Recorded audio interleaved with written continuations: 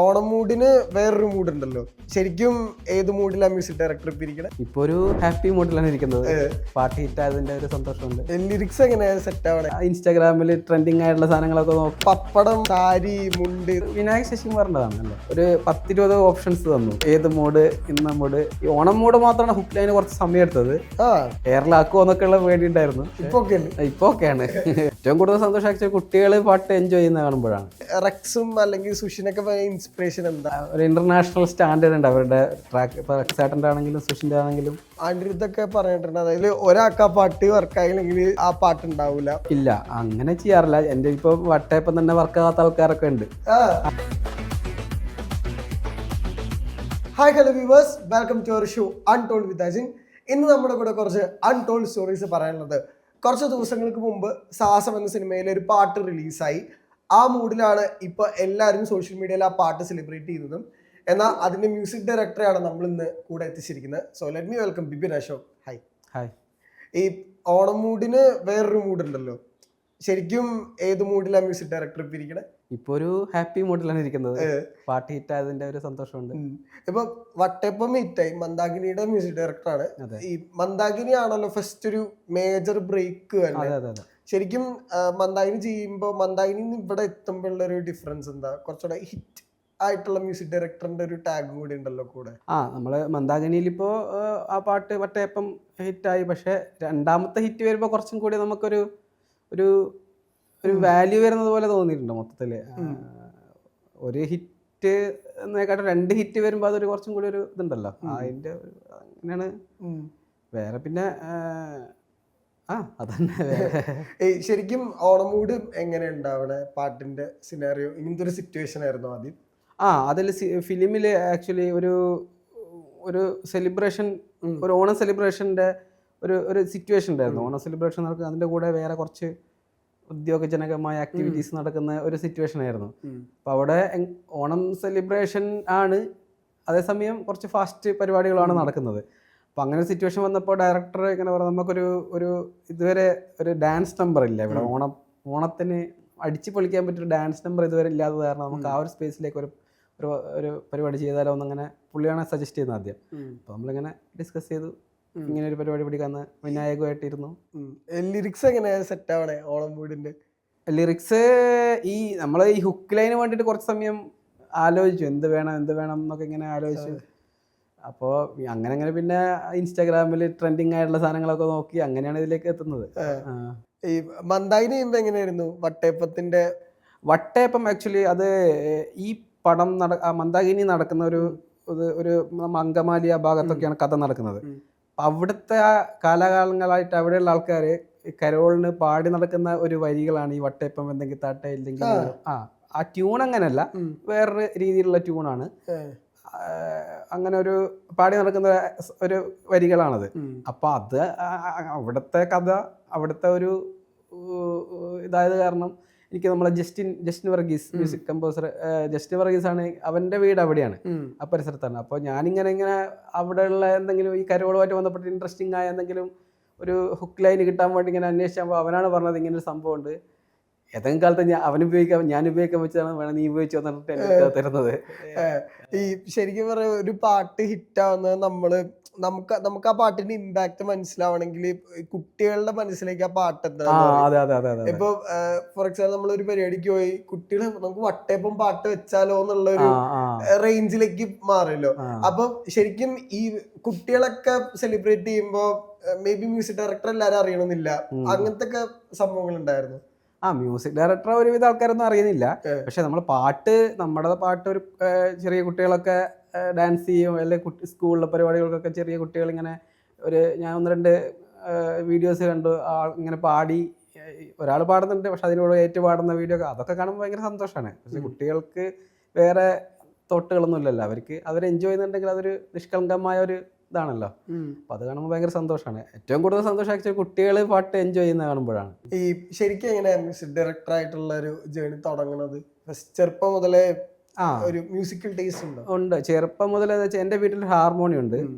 അച്ഛൻ ഹാർമോണിയം അത്യാവശ്യം വായിക്കും. അപ്പോൾ അത് അങ്ങനെ കണ്ട് ഞാനും അത്യാവശ്യം പാട്ടുകളൊക്കെ ഇങ്ങനെ വായിക്കാൻ തുടങ്ങി. അങ്ങനെ ഉള്ളൊരു പിന്നെ എന്നെ തബല പഠിക്കാനാണ് ചേർത്തത് അച്ഛൻ. ചെറുപ്പത്തിലാണ് 5ാം ക്ലാസ് പഠിക്കുമ്പോൾ തബല പഠിക്കാൻ പോയി. പിന്നെ സ്കൂളിൽ നിന്നുള്ള എക്സ്പീരിയൻസ്, സ്കൂളിലൊരു മ്യൂസിക് ക്ലബ്ബൊക്കെ ഉണ്ടായിരുന്നു. അവിടെ നിന്നുള്ള അങ്ങനെ പിന്നെ മ്യൂസിക് തന്നെയായിരുന്നു പരിപാടികൾ മൊത്തം. പിന്നെ അങ്ങനെ കരിയർ ഡിസൈഡ് ചെയ്യണം എങ്ങനെയാ മ്യൂസിക് ഡയറക്ടറെ? അത് ആക്ച്വലി മ്യൂസിക് ഡയറക്ടറായിട്ട് കരിയർ ഡിസൈഡ് ചെയ്തിട്ടുണ്ടായിരുന്നില്ല. എനിക്ക് സൗണ്ട് എഞ്ചിനീയർ ആയിട്ട് പോകണമെന്നായിരുന്നു ആഗ്രഹം. അപ്പം സ്റ്റുഡിയോസിലൊക്കെ ഞാൻ അതിൻ്റെ മുമ്പ് ഞാൻ പഠിക്കുന്ന സമയത്തൊക്കെ കണ്ടിട്ടൊക്കെ ഉണ്ട്. പല ചെറിയ വർക്കുകളൊക്കെ ചെയ്യാൻ വേണ്ടി ഞങ്ങൾ 1-2 പ്രാവശ്യം സ്റ്റുഡിയോയിലൊക്കെ പോയിട്ടുണ്ട്. അപ്പോൾ അതൊക്കെ കണ്ടപ്പോൾ ഈ പരിപാടി എനിക്ക് ഭയങ്കര ഇഷ്ടപ്പെട്ടു. അപ്പം അങ്ങനെ അത് സൗണ്ട് എഞ്ചിനീയർ ആയിട്ട് പഠിക്കണം. അപ്പോൾ അങ്ങനെയാണ് സൗണ്ട് എഞ്ചിനീയറിംഗ് പഠിക്കാൻ പോകുന്നത്. അവിടെ നിന്നാണ് പ്രോഗ്രാമിംഗ് എന്ന് പറയുന്ന ഒരു മേഖല ഉണ്ട് എന്നുള്ളത് മനസ്സിലായത്. അതാണ് എനിക്ക് കുറച്ചും കൂടി കംഫർട്ടബിൾ ആയിട്ടോ എനിക്ക് ചെയ്യാൻ പറ്റുന്നത്, കുറച്ചും കൂടി നന്നായിട്ട് ചെയ്യാൻ പറ്റുന്നത് അതാണെന്ന് തോന്നി. അതുകൊണ്ട് അതിലേക്ക് കടന്നു. അവിടുന്ന് പിന്നെ മെല്ലെ അടുത്ത സ്റ്റെപ്പ് എന്നുള്ള രീതിയിൽ മ്യൂസിക് ഡയറക്ടർ ആയി എന്നുള്ളതേ ഉള്ളൂ. അല്ലാണ്ട് അത് മുമ്പ് പ്ലാൻഡ് ഒന്നും ആയിരുന്നില്ല. അല്ല, ഈ മ്യൂസിക് ഡയറക്ടർ ആവാന്നുള്ള ഒരു ചോയ്സ് കൂടി അതിനകത്ത് ഒബ്വിയസ്ലി വരുമല്ലോ. ഫസ്റ്റ് സിനിമയിലെ മ്യൂസിക് ചെയ്യാൻ വന്ന ചോയ്സ് എങ്ങനെയായിരുന്നു? അപ്പോൾ സിനിമയിലെ സുഹൃത്തുക്കൾ ഉണ്ടായിരുന്നു അപ്പോൾ?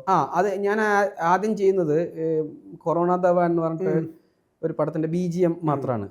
അത് എനിക്ക് എൻ്റെ ഒരു ഫ്രണ്ട് വഴി പരിചയപ്പെട്ട ഒരാളാണ് അതിന്റെ സ്ക്രിപ്റ്റ് റൈറ്റർ. അപ്പോൾ അവരിങ്ങനെ പടം ചെയ്യുമ്പോൾ പാട്ട് വേറെ എൻ്റെ ഒരു ഫ്രണ്ട് തന്നെയാണ് ചെയ്തത്. അപ്പോൾ BGM എന്നെ ചെയ്യിക്കായിരുന്നു അവർ. അപ്പോൾ അങ്ങനെയാണ് ഇതിലേക്കുള്ള തുടക്കം. ആ സമയത്ത് ഞാൻ BG ബാലൻ്റെ ഒക്കെ കൂടെ വർക്ക് ചെയ്യായിരുന്നു, ജസ്റ്റിൻ്റെ കൂടെ ഒക്കെ. അങ്ങനെ പ്രോഗ്രാമറായിട്ട് വർക്ക് ചെയ്യായിരുന്നു. അങ്ങനെയാണ് ഒരു എൻട്രി. അത് മുന്നേ എനിക്കറിയുന്ന ആളാണ് അവർ അതിൻ്റെ സ്ക്രിപ്റ്റ് റൈറ്റർ സുജയ് മോഹൻരാജ് എന്ന് പറഞ്ഞിട്ട്. അങ്ങനെ സുജയ് വഴിയാണ് ഞാൻ ആ പടത്തിലേക്ക് എത്തുന്നത്. പിന്നെ അത് ചെയ്തുകൊണ്ടിരിക്കുമ്പോൾ ഈ മന്ദാകിനി ശരിക്കും ആക്സിഡന്റിൽ സംഭവിക്കുന്നത്. ആക്സിഡന്റിലി അല്ല, അതും ഇതുപോലെ അതിന്റെ ഡയറക്ടർ വിനോദിന്റെ ഒരു സുഹൃത്തിന്റെ ഒരു ഷോർട്ട് ഫിലിം ഞാൻ മ്യൂസിക് ചെയ്തിട്ടുണ്ടായിരുന്നു. ഒരു രസമുള്ളൊരു ഷോർട്ട് ഫിലിം ആയിരുന്നു. അപ്പൊ അത് കണ്ടിട്ടാണ് വിനോദ് ഇങ്ങനെ പടം ചെയ്യുമ്പോൾ ഇങ്ങനെ എന്നെ കൊണ്ട് ചെയ്യിക്കാന്നുള്ള തീരുമാനത്തിൽ. അത് വിനോദിന് ഇഷ്ടമുള്ള വർക്കായിരുന്നു. മന്ദാകിനിയിൽ ആക്ച്വലി വേറൊരു ട്രാക്ക് കൂടെ ഉണ്ടല്ലോ, ഒരു റൊമാൻറ്റിക് ട്രാക്ക് ഓർമ്മ. ശരിക്കും അതും ആളുകൾക്ക് ഈ സൈഡിൽ ഭയങ്കരമായിട്ട് ഇഷ്ടപ്പെട്ടിട്ടുണ്ട്. അതിനകത്ത് ഇപ്പൊ ചില മ്യൂസിക് ഡയറക്ടേഴ്സ് പറയുന്നത്, അതായത് ഒരാൽബത്തിൽ ഒരു പാട്ട് മാത്രം ഭയങ്കര ഹിറ്റാവുന്നുണ്ട്, പക്ഷെ ഒരു പാട്ട് റിമീൻസ് ഭയങ്കര അണ്ടർ റേറ്റഡ് ആയി പോവാറുണ്ട്. അങ്ങനെ സിറ്റുവേഷൻ ഉണ്ടാവാറുണ്ട്? അണ്ടർ റേറ്റഡ് ആണോന്ന് അറിയില്ല. അത് വട്ടയപ്പത്തിന്റെ പോലെ അത്ര ഹിറ്റ് അല്ല അത്. എന്നാലും കുഴപ്പമില്ലാത്ത രീതിയിൽ ഒരു ആവറേജ് ഹിറ്റ് എന്നൊക്കെ പറയാവുന്ന രീതിയിലാണ് വിധുമുഖിയെ പോയത്. അതിനൊരു ഓഡിയൻസ് ഉണ്ടെന്ന് തന്നെയാണ് വിശ്വസിക്കുന്നത്. അപ്പൊ എൻ്റെ അടുത്ത് ആൾക്കാർ സംസാരിക്കുമ്പോൾ അതിനെ പറ്റിയിട്ടാണ് കൂടുതൽ സംസാരിക്കാറ്. ഇപ്പൊ ആരാണ് ഏതാ വർക്ക് മന്ദാകിനിയിൽ ഈ പാട്ടാണ് ഇഷ്ടം എന്നുള്ള രീതിയിൽ കൂടുതൽ ആൾക്കാർ അങ്ങനെ വട്ടയപ്പത്തിനെക്കാട്ടിലും എനിക്ക് പേഴ്സണലായിട്ട് എൻ്റെ അടുത്ത് സംസാരിക്കുമ്പോൾ അതിന്റെ പറ്റിയിട്ടാണ് കൂടുതൽ സംസാരിക്കുന്നത്. അതിന്റെ സിറ്റുവേഷൻ എങ്ങനെയായിരുന്നു? അതായിരുന്നു ആക്ച്വലി വട്ടയപ്പ് എന്നുള്ള സോങ് ആദ്യം പടത്തിൽ ഉണ്ടായിരുന്നില്ല. ഇല്ല, അത് പിന്നെ വന്നതാണ്. അപ്പൊ അതില് ആ ഒരു പാട്ടും ഓമാരാന്ന് പറഞ്ഞിട്ട് കല്യാണ സമയത്തുള്ള ഒരു പാട്ടുണ്ട്. ഈ 2 പാട്ടേ ആ പടത്തിൽ ആദ്യം ഉണ്ടായിരുന്നുള്ളൂ ഷൂട്ടിന് മുമ്പൊക്കെ. പിന്നെ അപ്പോൾ ആദ്യം ചെയ്തത് ഈ വിധുമുഖിയാണ്. അതായിരുന്നു മെയിൻ സോങ് ആയിട്ടുള്ളത്. അവിടെ ഇങ്ങനെ റൊമാൻറ്റിക് സിറ്റുവേഷൻ ഉണ്ട്. അനാർക്കലിയും ഗണപതിയും ഒരു കോമ്പിനേഷനിലൊരു സിറ്റുവേഷൻ ഉണ്ട്. അവിടെ ഒരു റൊമാൻറ്റിക് സോങ് വേണമെന്ന് പറഞ്ഞിട്ടാണ് അതാണ് ഫസ്റ്റ് ചെയ്തതും. പിന്നെയാണ് വട്ടയപ്പം എല്ലാം ഷൂട്ടൊക്കെ കഴിഞ്ഞ് അവിടെ അങ്ങനെ ഒരു വലിയ ലെങ്തി ആയിട്ടുള്ള ഒരു ട്രാവൽ സിറ്റുവേഷൻ വന്നപ്പോൾ അവിടെ അങ്ങനെ ഒരു പാട്ട് ചെയ്യാമെന്നുള്ളൊരു തീരുമാനത്തിലെത്താണ് ചെയ്തത്. പക്ഷെ അത് സിനിമയിൽ ഭയങ്കര അടിപൊളിയായിട്ട് ഇന്റഗ്രേറ്റ് ചെയ്തിട്ടുണ്ടല്ലോ. എന്തോ അതിനൊരു മ്യൂസിക് വീഡിയോ വേർഷൻ നമ്മൾ യൂട്യൂബിലൊക്കെ ഉണ്ടെങ്കിലും സിനിമയിൽ വരുമ്പോൾ അത് ഭയങ്കര അടിപൊളി. അപ്പൊ അതിന്റെ ഒരു ജഡ്ജ്മെന്റ് എങ്ങനെയായിരുന്നു? അപ്പൊ അത് സിനിമ കണ്ടിട്ട് ചെയ്തതാണല്ലോ, അതുകൊണ്ടായിരിക്കും ചിലപ്പോൾ അതങ്ങനെ തോന്നുന്നത്. നമ്മളിപ്പോ ഒരു സിറ്റുവേഷൻ പറഞ്ഞിട്ട് ചെയ്യുന്നതിനെക്കാട്ടും ഒരു സിനിമ കണ്ട് അതിന്റെ വിഷ്വല് കണ്ടിട്ട് ചെയ്ത പാട്ടാണ് വട്ടയപ്പം. അതുകൊണ്ടായിരിക്കും അത് കുറച്ചും കൂടി ബ്ലെൻഡ് ആയി പോകാൻ തോന്നുന്നത്. ഈ പാട്ട് പാടുന്നവരുടെ ചോയ്സും ഭയങ്കരമായിട്ട് ശ്രദ്ധിച്ചിട്ടുണ്ട്. ഇപ്പൊ ഡബ്സിയാണ് വട്ടയപ്പം പാടിയത്. ഇതിലിപ്പോ സാഹസത്തിൽ ഒരു ട്രാക്ക് ഇമ്പച്ചി പാടിയിട്ടുണ്ട്. അപ്പൊ ശരിക്കും എങ്ങനെയാ അത് ചോയ്സ് സംഭവിക്കണേ? നമ്മളൊരു പാട്ട് ചെയ്യുമ്പോൾ തന്നെ നമ്മളെ മനസ്സിലുണ്ടാവും ഇങ്ങനത്തെ ഒരു ടൈപ്പ് ടോണാണ് ഈ പാട്ടിന് ആവശ്യം എന്നുള്ളത്. അപ്പൊ അത് അങ്ങനെ ഇതാക്കുമ്പോൾ നമുക്ക് ഈ ഒരു ഫോർ എക്സാമ്പിൾ വട്ടയപ്പം പറയുകയാണെങ്കിൽ വട്ടയപ്പത്തിന് അങ്ങനത്തെ ഒരു റോ പവർഫുൾ അല്ലെങ്കിൽ കുറച്ച് പെപ്പി അങ്ങനത്തെ ഒരു വോയിസ് വേണമായിരുന്നു. റോ ടൈപ്പ് ഒരു റോ വോയിസ് വേണമെന്ന് എന്തായാലും ആഗ്രഹം ഉണ്ടായിരുന്നു. അപ്പൊ അങ്ങനെ നമ്മൾ ഓപ്ഷൻസ് ഒക്കെ ഇപ്പോൾ ഡബ്സിയുടെ കാര്യം നമ്മൾ ആദ്യം ആലോചിച്ചില്ല. എന്ന് വെച്ചാൽ ഇത് ചെറിയൊരു ഫിലിമാണ്, ഡബ്സി വലിയ ഒരു ലെവലിൽ പോകുന്ന ആളാണ്. അപ്പോൾ അതുകൊണ്ട് ആലോചിച്ചിട്ടുണ്ടായിരുന്നില്ല. പിന്നെ അതിൻ്റെ പ്രൊഡ്യൂസറുടെ ഒരു സപ്പോർട്ടിൻ്റെ മുകളിലാണ് ഡബ്സിയിലേക്ക് എത്തിയത്. പ്രൊഡ്യൂസർ പറഞ്ഞു കുഴപ്പമൊന്നുമില്ല, നിങ്ങൾ ആരെ വേണമെങ്കിൽ നോക്കിക്കോ, നോ ഇഷ്യൂ എന്നുള്ള രീതിയിൽ സംസാരിച്ചപ്പോഴാണ് സഞ്ജു ഏട്ടൻ്റെ ഒരു സപ്പോർട്ടിലാണ് ഡബ്സി. എന്നാൽ ഡബ്സി തന്നെ ഡബ്സി ആയിരുന്നു അതിന് ബെസ്റ്റ് ഓപ്ഷൻ എന്നുള്ളത് ഞാനും വിനോദിനും ഭയങ്കര ഇഷ്ടമായിരുന്നു ഡബ്സിനെ. ഓൾറെഡി ഇങ്ങനെ സംസാരിച്ചിട്ടുണ്ടായിരുന്നു. പക്ഷെ നമുക്കിങ്ങനെ ആക്സസിബിൾ ആണോ അല്ലെങ്കിൽ അതിനുള്ള അത്രയും വലിയ സെറ്റപ്പ് ഉണ്ടോ എന്നൊക്കെ അറിയില്ലാത്തതുകൊണ്ട് ഞങ്ങൾ പിന്നെ അങ്ങനെ അതിലേക്ക് പോയില്ല. പക്ഷെ സഞ്ജു ഏട്ടൻ്റെ അടുത്ത് ഇങ്ങനെ കാര്യം സൂചിപ്പിച്ചപ്പോൾ ഡബ്സിനെ ഞാൻ നേരിട്ട് തന്നെ എനിക്ക് എൻ്റെ ഒരു ഫ്രണ്ട് നമ്പർ തന്നു. ഞാൻ ആളെ മുമ്പ് ഒരിക്കൽ കണ്ടിട്ടുണ്ടായിരുന്നു, ഒരു ജസ്റ്റ് ഒന്ന് പരിചയപ്പെട്ടിട്ടുണ്ടായിരുന്നു. അപ്പോൾ ഞാനിങ്ങനെ വിളിച്ചു, നമുക്ക് ഒരു മീറ്റ് ചെയ്തു. ഞാനൊന്ന് പാട്ട് കേൾപ്പിച്ചു. പുള്ളി പാട്ട് കേട്ടപ്പോൾ തന്നെ വർക്കായി. അപ്പോൾ നമുക്ക് ചെയ്യാന്ന് പറഞ്ഞു. അങ്ങനെയാണ് അതിലേക്ക് വരുന്നത്. കൺഫ്യൂഷൻ എന്തെങ്കിലും ഉണ്ടായിരുന്നു ഞാൻ ഡബ്സിക്ക് അപ്പോൾ പാട്ട്? ഇല്ല, ഒരു കൺഫ്യൂഷൻ ഉണ്ടായിരുന്നില്ല. ആള് ഒരു സ്റ്റുഡിയോയിൽ റെക്കോർഡിങ്ങിന് വന്നപ്പോഴാണ് ഞാൻ പാട്ട് ആ സ്റ്റുഡിയോയിൽ തന്നെയാണ് കേൾപ്പിക്കുന്നത്. അപ്പോൾ പുള്ളിക്ക് അത് അപ്പം തന്നെ സെറ്റായി. ട്രാക്ക് പാടിയിട്ടുണ്ടായിരുന്നു. ഞാൻ തന്നെ പാടിയ ഒരു വേർഷൻ ഉണ്ടായിരുന്നു. അപ്പോൾ അത് കേൾപ്പിച്ചു, ആൾക്ക് സെറ്റായിരുന്നു. അപ്പോൾ ആ പുള്ളി അന്ന് ഏതോ അതിന്റെ പിറ്റേന്ന് വീഡിയോ ഡൽഹിയിലേക്ക് എങ്ങാണ്ട് പോയായിരുന്നു. അത് കഴിഞ്ഞിട്ട് ഉടനെ വന്നിട്ട് റെക്കോർഡ് ചെയ്യാന്ന് പറഞ്ഞു. അങ്ങനെ വന്ന് റെക്കോർഡ് ചെയ്തു. ഭയങ്കര വലിയ. അതെ. ഇമ്പാച്ചി ശരിക്കും എങ്ങനെ? ഇപ്പോൾ ഇമ്പാച്ചി ഇത് ഒരു റാപ്പ് പരിപാടിയായത് കാരണം കില്ലർ ഓൺ ദ ലൂസ് എനിക്ക് ഭയങ്കര ഇഷ്ടമാണ്. അത് ഞാൻ എപ്പോഴും കേൾക്കുന്ന ഒരു പാട്ടാണ്. അപ്പോൾ അങ്ങനെ പുള്ളിയിലേക്ക് എത്തിയതാണ്. ശരിക്കും ഇപ്പൊ കില്ലർ ഓൺ ദ ലൂസിന്റെ കാര്യം പറയുമ്പോ മലയാളത്തിൽ എപ്പോഴും സിനിമയിൽ എപ്പോഴും ഒരു ഡിഫറെന്റ് വേയിൽ അപ്രോച്ച് ചെയ്യുന്ന മ്യൂസിക് ഡയറക്ടേഴ്സ് എപ്പോഴും വരാറുണ്ട്, അവര് ശ്രദ്ധിക്കാറുണ്ട്. ഇപ്പൊ വട്ടയപ്പം അല്ലെങ്കിൽ സാഹസത്തിലെ പാട്ടുകളൊക്കെ കാണുമ്പോ ബിബിനെയും ആളുകൾ ശ്രദ്ധിച്ചു തുടങ്ങുന്ന സമയം. ശരിക്കും റെക്സും അല്ലെങ്കിൽ സുഷിനൊക്കെ ഇൻസ്പിറേഷൻ എന്താ അതിന്റെ ഒരു ഫാക്ടർ? അവരുടെ പ്രൊഡക്ഷൻ ക്വാളിറ്റി തന്നെയാണ് കൂടുതലും.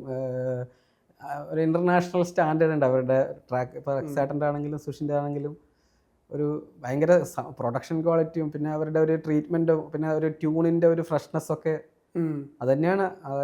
ഞാൻ ഏറ്റവും കൂടുതൽ കേൾക്കുന്ന മിക്കവാറും ഇവരുടെ ഒക്കെ പാട്ടുകൾ തന്നെയായിരിക്കും ഇവിടെ മലയാളത്തിൽ. സാഹസത്തിലും അങ്ങനത്തെ ഒരു അപ്രോച്ച് വേണമെന്നുണ്ടായിരുന്നു. ടീസറിലും ഈ പറഞ്ഞ ഇമ്പാച്ചി പാടിയ ട്രാക്കിന്റെ ഒരു വേർഷൻ ഉണ്ടായിരുന്നു. അത് അങ്ങനെ ഒരു അപ്രോച്ച് ഇങ്ങനെ ചെയ്യാന്ന് വെച്ച് ചെയ്തതല്ല. അതിന്റെ സിറ്റുവേഷൻ, പടത്തില് സിറ്റുവേഷൻ ഉണ്ട്, അത് ഡിമാൻഡ് ചെയ്തത് അങ്ങനത്തെ പാട്ട് തന്നെയായിരുന്നു. സിറ്റുവേഷൻ ഡിമാൻഡ് ചെയ്തത് അങ്ങനെ ചെയ്തതാണ്. അതും ആളുകളിലേക്ക് എത്തിക്കൊണ്ടിരിക്കും. അപ്പൊ അവിടെ അങ്ങനെ സിറ്റുവേഷൻ വന്നപ്പോ അങ്ങനത്തെ ഒരു ഈ ഓണം മൂഡിന്റെ വിഷ്വൽസും ഭയങ്കര അടിപൊളിയാണ്. റംസാൻ ചെയ്തിട്ടുള്ളത്. ശരിക്കും പാട്ടിന് വേറെ ഭയങ്കരമായിട്ട് അപ്ലിഫ്റ്റ് ചെയ്യുന്ന വിഷ്വൽസ് കണ്ടപ്പോ എന്താ ഫസ്റ്റ് എനിക്ക് ഭയങ്കര ഇഷ്ടപ്പെട്ടു, ഭയങ്കര ഹാപ്പിയാന്ന്. ഒരു നമ്മൾ പാട്ടിന് ഇത്രയും അടിപൊളി വിഷ്വൽ വരുമ്പോ ഒരു സ്വാഭാവികമായിട്ടും ഒരു സന്തോഷം ഉണ്ടാവല്ലോ. ഭയങ്കര അടിപൊളിയായിരുന്നു കണ്ടപ്പോ തന്നെ. എനിക്ക് അന്നേരം തന്നെ ഷൂട്ടിന്റെ ഇടയിൽ തന്നെ ഒരു കഷ്ണമൊക്കെ കാണിച്ചു തന്നു. അപ്പൊ തന്നെ കൊള്ളാലോ എന്നൊക്കെ ഉള്ള ഒരു ഫീല് വന്നായിരുന്നു. ഓണപ്പാട്ടിന്റെ പ്രഷർ ഉണ്ടായിരുന്നു. ഓണപ്പാട്ടിന്റെ പൊതുവെ മലയാള സിനിമയിൽ വരുന്ന ഓണപ്പാട്ടുകൾ എപ്പോഴും ഭയങ്കര ഹിറ്റുകളാവാറുണ്ട്. അപ്പൊ അതിന്റെ ഒരു പ്രഷർ ഇപ്പൊ തിരുവാവണി രാവ് അല്ലെങ്കിൽ ഓണ ടൈമിൽ വരുന്ന സിനിമയിലെ ഹിറ്റ് പാട്ട്, ഇപ്പൊ ലവ് ആക്ഷൻ ഡ്രാമയിലെ ട്രാക്ക് നമ്മളെപ്പോഴും ഭയങ്കര ശ്രദ്ധിക്കുന്ന, അപ്പൊ അതിന്റെ ഒരു പ്രഷർ ശരിക്കും ഉണ്ടായിരുന്നു. ഓണപ്പാട്ട് ഇത് ആക്ച്വലി നമ്മളെ സോക്കോൾഡ് ഓണപ്പാട്ടുകളുടെ ഒരു കാറ്റഗറി പെടുത്താവെന്ന് എനിക്കറിയില്ല. അതുകൊണ്ട് തന്നെ ആ ഒരു ടെൻഷൻ ഉണ്ടായിരുന്നു, ഇത് ആൾക്കാർ എങ്ങനെ എടുക്കും. നമ്മൾ സാധാരണ കേൾക്കുന്ന ഓണപ്പാട്ട് പോലെ അല്ലല്ലോ ഇത്, ഒരു ഡിഫറെന്റ് അപ്രോച്ച് ആണല്ലോ. അപ്പൊ അത് ആൾക്കാര് എയറിലാക്കുമോ എന്നൊക്കെ ഉള്ള പേടിയുണ്ടായിരുന്നു. ഇപ്പൊ ഓക്കെയാണ്. വീട്ടിലൊക്കെ എന്താ റിയാക്ഷൻ? മ്യൂസിക് ഡയറക്ടർ ലൈഫ് എങ്ങനെ എൻജോയ് ചെയ്യുന്നു? അവരൊക്കെ അത്യാവശ്യം ഹാപ്പിയാണ്, എൻജോയ് ചെയ്യുന്നുണ്ടെന്നാണ്. അങ്ങനെ ഭയങ്കര എക്സ്പ്രസീവ് ആയിട്ട് അങ്ങനെ ചെയ്യുന്ന ആളെ എൻ്റെ വൈഫും എന്നെ പോലെ തന്നെ ഒക്കെയാണ്. ഒരു അധികം അങ്ങനെ ഒരു ലൗഡായിട്ട് എക്സ്പ്രസ് ചെയ്യുന്ന ആളല്ല. പക്ഷെ എല്ലാവരും ഹാപ്പിയാണ്. ഇപ്പൊ അച്ഛനും അമ്മയൊക്കെ എല്ലാവരും ഹാപ്പിയാണ്. അച്ഛനും മ്യൂസിക്കൽ ടേസ്റ്റ് ഉണ്ടെന്ന് പറഞ്ഞു. അച്ഛൻ പാട്ടുകള് കേട്ടിട്ട് അച്ഛന്റെ ഇഷ്ടമുള്ള ട്രാക്ക് ഏതാ ബിബിന്റെ? അത് ഞാൻ ചോദിച്ചിട്ടില്ല. അച്ഛൻ ഇതൊന്നും ഇഷ്ടപ്പെടാതെ, അച്ഛൻ കുറച്ചും കൂടി ക്ലാസിക്കൽ ഇഷ്ടപ്പെടുന്ന ആളാണ്. ഇഷ്ടപ്പെട്ടിട്ടുണ്ടോ എനിക്കറിയില്ല, ഞാൻ ചോദിച്ചില്ല. വട്ടയപ്പൊക്കെ ഇറങ്ങിയപ്പോ കേൾപ്പിച്ചിരുന്നോ? കേൾപ്പിച്ചിട്ടുണ്ട്, എല്ലാ പാട്ടും കേൾപ്പിക്കാറുണ്ട്. പിന്നെ ഞാൻ റിലീസിന് മുമ്പ് തന്നെ അവരൊക്കെ എല്ലാം കേൾക്കും, എല്ലാരും കേൾക്കാം. ഇപ്പൊ ഫസ്റ്റ് കേൾക്കുന്ന ആരായിരിക്കും? ബിഫോർ റിലീസിനൊക്കെ മുമ്പ് ഡയറക്ടർ അല്ലെങ്കിൽ ഒരു സർക്കിൾ ഉണ്ടാവുമല്ലോ പൊതുവെ, ഇതിന്റെ ജഡ്ജ്മെന്റൽ പോയിന്റ് അറിയാൻ വേണ്ടിട്ട് ആരായിരിക്കും ഫസ്റ്റ് കേൾപ്പിക്കുക? എൻ്റെ കൂടെ വർക്ക് ചെയ്യുന്ന ആൾക്കാരുണ്ട്, മ്യൂസീഷ്യൻസ് ഉണ്ട്, അവർ കേൾക്കും. പിന്നെ എൻ്റെ വീട്ടുകാരെ, എൻ്റെ ക്ലോസ് ഫ്രണ്ട്സ് ആയിട്ടുള്ള കുറച്ച് പേരുണ്ട്, അവരൊക്കെയാണ് കൂടുതലും കേൾക്കുന്നത്. ഇപ്പം അനിരുദ്ധൊക്കെ പറഞ്ഞിട്ടുണ്ട്, അതായത് എന്റെ ക്രൂവിൽ ഒരു 10 പേരുണ്ടാവും, ആ 10 പേരിൽ ഒരാൾക്ക് ആ പാട്ട് വർക്കായില്ലെങ്കിൽ അത് ആ പാട്ടുണ്ടാവൂല, അങ്ങനെ ജഡ്ജ്മെന്റിലൊക്കെ ഉണ്ടാവും? ഇല്ല, അങ്ങനെ ചെയ്യാറില്ല. എൻ്റെ ഇപ്പൊ വട്ടയപ്പം തന്നെ വർക്ക് ആകാത്ത ആൾക്കാരൊക്കെ ഉണ്ട്. പിന്നെ അത് അങ്ങനെ എല്ലാവർക്കും എല്ലാ പാട്ടും ഇഷ്ടപ്പെടാൻ നിർബന്ധമില്ലല്ലോ. അപ്പോൾ നമ്മൾ എല്ലാവരുടെ അഭിപ്രായം എടുക്കും. അപ്പോൾ അതൊന്ന് അനലൈസ് ചെയ്യണം. അതങ്ങനെ തന്നെ എടുക്കുന്നതിനെക്കാട്ടിലും അതൊന്ന് അനലൈസ് ചെയ്തിട്ട് എന്താണ് അതിൻ്റെ പ്രശ്നം എന്നൊക്കെ മനസ്സിലാക്കിയിട്ട് അങ്ങനെയാണ് ഞാൻ ചെയ്യാറ്. ഒരാള് മോശം പറഞ്ഞുകൊണ്ട് അത് വേണ്ടാന്ന് വെക്കാറില്ല. വട്ടയപ്പത്തിനപ്പോ വേറെ വേർഷൻ ഉണ്ടായിരുന്നു? ഇല്ല, വട്ടയപ്പത്തിന് ആ വേർഷൻ മാത്രമേ ഉണ്ടായിരുന്നുള്ളൂ. ഓണം മൂടിന് ഇല്ല, ആ വേർഷൻ മാത്രമേ ഉണ്ടായിരുന്നുള്ളൂ. അതിന് അത് കുറച്ചും കൂടി ലെങ്തി ആയിരുന്നു അത്, ആ സോങ്. അപ്പോൾ ഓണം മൂഡ്, അപ്പൊ അത്രയും ലെങ്ത് വേണ്ടാന്ന് വെച്ചാൽ കുറച്ച് ഭാഗങ്ങൾ കട്ട് ചെയ്ത് മാറ്റി, അത്രേ ഉള്ളൂ. ഈ BGM ചെയ്യുമ്പോഴേ, BGMs ഇപ്പൊ ആളുകള് മുമ്പ് എങ്ങനെയായിരുന്നു അറിയാം, ഇപ്പൊ OST ഒക്കെ ആളുകൾ ഡൗൺലോഡ് ചെയ്ത് കേൾക്കുന്ന കാലം കൂടിയാണ്. ആളുകൾക്ക് ആ ബിറ്റിന് വേണ്ടി മാത്രം ആളുകൾ റിംഗ് ടോൺ ആക്കുന്നവരുണ്ട്. അപ്പൊ ശരിക്കും OST ചെയ്യുമ്പോ എങ്ങനെയാ ആ ഒരു മൂഡ് ക്രിയേറ്റ് ചെയ്യുക? അത് അങ്ങനെ റിംഗ് ടോൺ ആക്കാൻ വേണ്ടി അങ്ങനെ രീതി ചിന്തിക്കാറില്ല. പടത്തിന് എന്താണോ മാക്സിമം സപ്പോർട്ട് ചെയ്യുന്നത് അതാണ്, അങ്ങനെയാണ് ചിന്തിക്കാറുള്ളത്. ആ സീനിനെ എങ്ങനെ എലിവേറ്റ് ചെയ്യാന്നുള്ളത് മാത്രം. സാഹസത്തിൽ എന്തായിരുന്നു ഫസ്റ്റ് എന്നൊരു ഐഡിയ? സാഹസം ഒരു എന്താ പറയുക, ഐഡിയ ഒരു കുറെ എല്ലാ ഫൈറ്റ് ഉണ്ട്, കോമഡി ഉണ്ട്, കുറച്ച് അഡ്വഞ്ചർ സംഭവങ്ങളുണ്ട്, കുറച്ച് ഇമോഷൻസ് ഉണ്ട്, റൊമാൻസ് ഉണ്ട്, അങ്ങനെ എല്ലാം ഉണ്ട്. അപ്പം അത് നമ്മളിങ്ങനെ സംസാരിച്ചപ്പോൾ കുറച്ച് എന്തെങ്കിലുമൊക്കെ നമ്മൾ സാധാരണ കേൾക്കാത്ത ടൈപ്പ് എന്തെങ്കിലുമൊക്കെ ചെയ്യണം എന്നൊക്കെ ആയിരുന്നു പറഞ്ഞത്. അതിന് ശ്രമിച്ചിട്ടുണ്ട്, ആയോന്നറിയില്ല, അത് ആൾക്കാർ കേട്ടിട്ട് പറയണം. മന്ദാകിനിയിലപ്പോ എങ്ങനെയായിരുന്നു? മന്ദാകിനിയിൽ ഇപ്പൊ കല്യാണ വീടുണ്ട്. അപ്പൊ കല്യാണ വീടുകളിൽ പൊതുവെ ആളുകള് ഏറ്റവും കൂടുതൽ ആ മൂമെന്റ്സിനെ അപ്ലിഫ്റ്റ് ചെയ്യാൻ മ്യൂസിക് ഭയങ്കര ഇമ്പോർട്ടൻസ് ഉണ്ടായിരുന്നു. അപ്പൊ കല്യാണ വീടിന്റെ റെഫറൻസ് ഉണ്ടായിരുന്നു ഫസ്റ്റ് മന്ദാകിനിയിലപ്പോ? അതെ, കല്യാണ വീട് അത് മൊത്തം ഒരു കല്യാണ വീടാണല്ലോ. അപ്പൊ ആ ഒരു മൂഡ് വേണമെന്നുള്ളത് ഉണ്ടായിരുന്നു. കല്യാണ അതിന്റെ ആ ഓമാരെന്നുള്ള പാട്ട് വരെ ആ ഒരു കല്യാണത്തിന്റെ മൂഡ് പിടിച്ചിട്ടാണ് ചെയ്തത്. അനാർക്കലിയുടെ ക്യാരക്ടർ മദ്യം കഴിച്ചിട്ടുള്ള അവിടം വരെ ആ ഒരു കല്യാണത്തിന്റെ ഒരു ഹാപ്പി മൂഡ്. പിന്നെ അവിടുന്ന് അങ്ങോട്ട് ചെറിയൊരു ഷിഫ്റ്റ്, മൊത്തത്തില് മൂഡ് മാറിയല്ലോ, ചെറിയൊരു ടെൻഷനും അങ്ങനത്തെ ഒരു പരിപാടിയിലേക്ക് മാറി. ഇപ്പൊ നമ്മളിപ്പോ സാഹസത്തിനെ കുറിച്ച് സംസാരിച്ചു, മന്ദാനെ സംസാരിച്ചു, തണുപ്പുണ്ട്. തണുപ്പ് ശരിക്കും പറഞ്ഞാൽ എൻറ്റയർലി വേറെ സോണിലുള്ള ഒരു സിനിമ കൂടിയാണ്, ഫെസ്റ്റിവൽ. ശരിക്കും അതിനെ അപ്രോച്ച് ചെയ്യുമ്പോ എങ്ങനെ മൊത്തത്തിൽ പ്രോസസ് വ്യത്യാസം? അത് ഭയങ്കര ഡിഫറെന്റ് ആണ്. നമ്മള് ഒരു ഹിറ്റ് എലമെന്റ് എന്നുള്ളതിനെക്കാട്ടിലും ഒരു ആർട്ട് ഫിലിം പോലത്തെ ഒരു അങ്ങനത്തെ ഒരു കാറ്റഗറിയിൽ അത് ഒരു ക്വാളിറ്റി വർക്ക് എന്നുള്ള രീതിയിലാണ് നമ്മൾ അതിനെ അപ്രോച്ച് ചെയ്യുക. അല്ലാണ്ട് അത് മാസ് ഓഡിയൻസിലേക്ക് എത്തണം എന്നുള്ളൊരു ചിന്തയൊന്നും അതിൽ കൊടുത്തിട്ടില്ല. അങ്ങനെ തന്നെയായിരുന്നു അവർ എല്ലാവരുടെയും ഒരു ഉദ്ദേശവും. അതിന് പ്രത്യേക തരത്തിലുള്ള ഓഡിയൻസ് ഉണ്ട് അങ്ങനത്തെ ഫിലിമിന്, അവരെ ടാർഗറ്റ് ചെയ്തിട്ടുള്ള ഒരു പരിപാടിയായിരുന്നു അത്. പിന്നെ ഈ ഫെസ്റ്റിവൽസിന് അയക്കുക, അവാർഡ്സിന് അയക്കുക, അതും കുറെ ആളുകൾ കണ്ടുവരുന്ന. അതെ, കണ്ടിട്ടുണ്ട്. പിന്നെ മനോരമ മാക്സിൽ വന്നപ്പോൾ അത്യാവശ്യം ആൾക്കാര് കണ്ടിട്ടുണ്ട്. ഏത് വർക്കിന് ശരിക്കും ഏറ്റവും കൂടുതൽ അപ്രിസിയേഷൻ കിട്ടിയിട്ടുള്ളത് ഈ ഇൻഡസ്ട്രിയിൽ നിന്നാണെങ്കിലും ഒക്കെ? ഈ രണ്ട് ഇപ്പൊ മന്ദാകിനി പടത്തിനും പിന്നെ സാഹസ ഓണം മൂഡ് പാട്ടുകൾക്കുമാണ് ഇപ്പൊ കിട്ടിക്കൊണ്ടിരിക്കുന്നത്.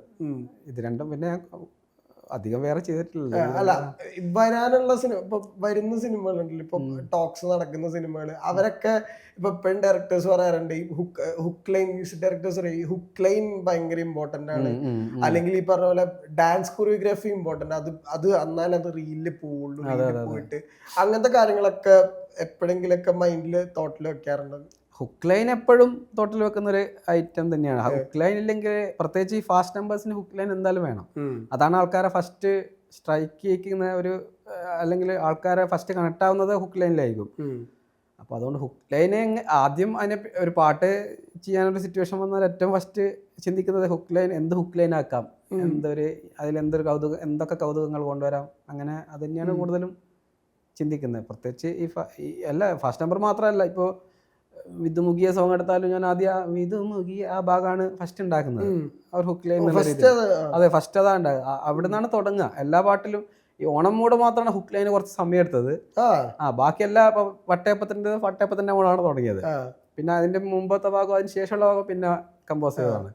അപ്പൊ എപ്പോഴും ഹുക്ക് ലൈൻ സമയം അത് കിട്ടിയില്ല. അതാണ് ഹുക്ക് ലൈന്, നല്ലൊരു ഹുക്ക് ലൈന് വേണം എന്നുള്ളൊരു ഇതുണ്ടായിരുന്നു. എങ്ങനെങ്കിലും ആൾക്കാരിൽ എത്തണമെങ്കിൽ ഈ നല്ലൊരു ഹുക്ക് ലൈൻ വേണം, ആൾക്കാർ കണക്ട് ആവുന്ന ഒരു ഹുക്ക് ലൈൻ വേണം. അതിലേക്ക് എത്താൻ കുറച്ച് സമയം എടുത്തു. ഇവിടെ അങ്ങനെ അതിനകത്ത് പപ്പടം, സാരി, മുണ്ട് ഇതൊക്കെ ആരുടെ അഡീഷനാ? അത് വിനായക് ശശികുമാറിൻ്റെതാണ് അല്ലോ. അതെ അതെ. ഡിസ്കഷൻ ഉണ്ടായിരുന്നപ്പോ ഏത് മൂഡ് വേണം അങ്ങനെ ഞങ്ങളിങ്ങനെ ഒരു ഡിസ്കഷനിൽ ഇരുന്ന് എന്താ ഹുക്ക് ലൈന് വേണ്ടിയിട്ട് തന്നെ അങ്ങനെ രണ്ടോ മൂന്നോ പ്രാവശ്യം ഞങ്ങൾ ഇരുന്നിട്ടുണ്ട്. അപ്പോൾ ഒരു സമയത്ത് ഈ ഏത് മൂഡ് ആക്ച്വലി അതിൻ്റെ ഒരു ഭാഗത്ത് ചെറുതായിട്ട് വെറുതെ ഏത് മൂഡ് എന്നിങ്ങനെ ഒരു ചെറിയൊരു കഷ്ണം ഉണ്ടായിരുന്നു. അപ്പോൾ അത് കണ്ടപ്പോൾ വിനായക് ആ ഒരു കേട്ടപ്പോൾ വിനായക് ബ്രോ ഇത് നമുക്ക് വെച്ചിട്ട് ഇങ്ങനെ ഒരു പരിപാടി സെറ്റ് ചെയ്യാം എന്ന് പറഞ്ഞിട്ട് പുള്ളി വിത്തിൻ അത് ഒരു ഐഡിയ സ്പാർക്ക് കിട്ടിയപ്പോൾ പിന്നെ പുള്ളി പെട്ടെന്ന് എഴുതി പോവുക ചെയ്തത്. ആ ഒരു 10-20 ഓപ്ഷൻസ് തന്നു. ഏത് മൂഡ്, ഇന്ന മൂഡ്, പൂക്കളം mood, Atham mood, Onam mood, family mood, അങ്ങനെ ഒരുപാട് ഓപ്ഷൻസ് തന്നു പുള്ളി അപ്പം തന്നെ. അങ്ങനെ എന്നിട്ട് ഇങ്ങനെ ഒരു പരിപാടി സെറ്റ് ചെയ്ത് അടിപൊളിയായിരിക്കും എന്ന് പറഞ്ഞു. എനിക്കാദ്യം സംശയം ഉണ്ടായിരുന്നു അത് ഓക്കെ, പക്ഷെ പുള്ളിക്കത് കോൺഫിഡന്റ് ആയിരുന്നു വിനായകന്. അങ്ങനെയാണ്. ഡയറക്ടർക്ക് ഫസ്റ്റ് കേൾവി തന്നെ സെറ്റ് ആയിരുന്നു. അതെ. റംസാനൊക്കെ ഫസ്റ്റ് കൊറിയോഗ്രാഫി ചെയ്യാൻ വേണ്ടി കേട്ടപ്പോ എങ്ങനെയായിരുന്നു? ആ റംസാനും എല്ലാവർക്കും അത് പിന്നെ ഭയങ്കര സെറ്റായി. അത് കൊറിയോഗ്രാഫി ചെയ്യുന്നതിന്റെ മുമ്പ് തന്നെ അവര് സിനിമ ഷൂട്ടിന്റെ ഇടയിൽ കേട്ടിട്ടുണ്ടല്ലോ. പിന്നെയാണ് അത് ഈ ഷൂട്ട് പിന്നെ വന്നത്. സിനിമയിലുണ്ട് പാട്ട്, ഇത് വേറെ രീതിയിലുണ്ട്. ഫുൾ വേർഷൻ അല്ല, ഫുൾ വേർഷൻ ഉണ്ടാവും. അത് ഫുൾ വേർഷൻ ഉണ്ട്, പക്ഷെ കണ്ടിന്യൂസ് ആയിട്ടല്ല, കുറച്ച് മുറിച്ച് അവിടെ ഇവിടെ ആയിട്ടൊക്കെ ഉണ്ട്. ഇനി വരുന്ന സിനിമകളിൽ ഏതൊക്കെ ടോക്സ് നടക്കുന്നുണ്ട്. അത് ഇപ്പം പുറത്ത് പറയാറായോന്ന് എനിക്കറിയില്ല. ഇപ്പൊ ചെയ്യാനുള്ളത് ഇതാണ് അതിഭീകര കാമുകൻ, പിന്നെ പ്രകമ്പനം എന്ന് പറഞ്ഞിട്ടൊരു മൂവി. ഇത് രണ്ടും ഈ ശരിക്കും പറഞ്ഞു കഴിഞ്ഞപ്പോ നമുക്കിപ്പോ ഒരു സ്ഥലത്ത് നിന്നാ നമുക്ക് ഇൻട്രൊഡക്ഷന്റെ ആവശ്യം വരുന്നില്ലല്ലോ. ഞാൻ മന്ദാകിനിയുടെ മ്യൂസിക് ഡയറക്ടറാണ്, സാഹസത്തിന്റെ മ്യൂസിക് ഡയറക്ടറാണെന്ന്, അത് കുറച്ചുകൂടെ കോൺഫിഡൻസ് തന്നു. അതെ അതെ അതെ അതെ. സാഹസം കൂടി ആയപ്പോൾ കുറച്ചും കൂടി കോൺഫിഡൻസ് ലെവൽ കൂടി. മന്ദാകിനി ഒരു കോൺഫിഡൻസ് തന്നു, ഇപ്പോൾ കുറച്ചും കൂടി കൂടി.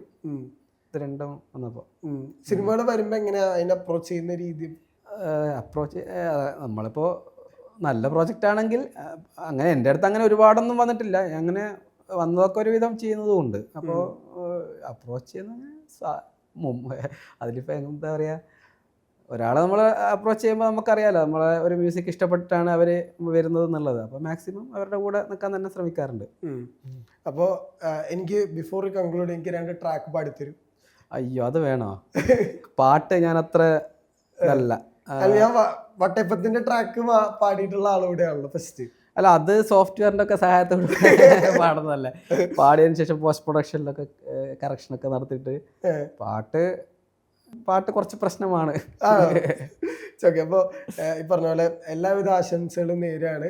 അപ്പോൾ ഇനിയും ഞങ്ങൾ ഒരുപാട് എന്റർടൈൻ ചെയ്യിച്ചിട്ടുള്ള, അല്ലെങ്കിൽ ഒരു കടയിൽ ചെന്ന് കഴിഞ്ഞാൽ ചിലപ്പോൾ അവിടെ ഉണ്ടാവുക, അല്ലെങ്കിൽ ജിമ്മിലൊക്കെ വെക്കുന്ന പാട്ടായിരിക്കാം വട്ടയപ്പം. അത്രത്തോളം ആ പാട്ടിന് ഇമ്പാക്റ്റ് ഉണ്ട്. ഓണം മൂഡിനും ആ ഇമ്പാക്റ്റ് ഉണ്ടാക്കാൻ സാധിച്ചിട്ടുണ്ട്. അപ്പോൾ ഇനിയും ഒരുപാട് അത്തരം പാട്ടുകൾ ഉണ്ടാക്കാൻ സാധിക്കട്ടെ എന്ന് ആശംസിക്കുന്നു. Thank you for the time. Thank you.